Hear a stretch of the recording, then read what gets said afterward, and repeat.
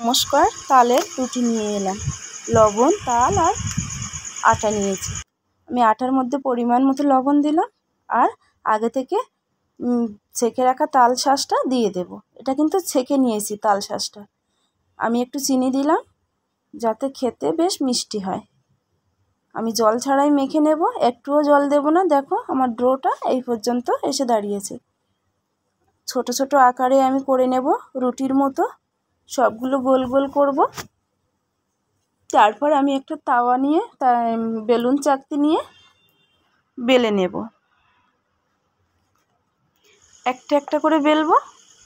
আমরা ঘরে যেভাবে আটার রুটি বানাই ঠিক সেভাবেই।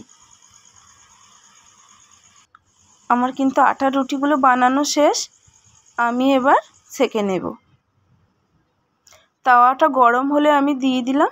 এপিট ওপিট করে নিয়ে আমি আবার সেঁকে নেব। আঁচটা স্লো হিটে রেখে এপিট এপিট করে আমি সেঁকবো। একবার হলেও এভাবে বানিও। আর পুরো ভিডিওটা দেখে সাবস্ক্রাইব করে পাশে থেকো।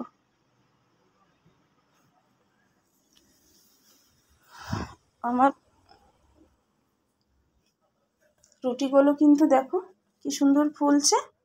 একটা একটা করে আমি বানিয়ে নিচ্ছি।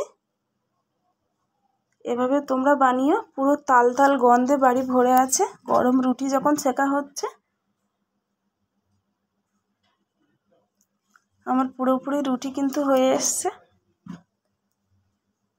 তোমাদের এবার দেখাবো ফাইনালি লুক। এই যে পুরো রুটি আমার হয়ে এসছে। আর দেখো কি সুন্দর, অনেকগুলো বানিয়েছি আর কিন্তু খুব নরম হয়েছে। তাল তাল গন্ধে একদম ভরে আছে। আর রুটিগুলো দেখো অনেক সফট।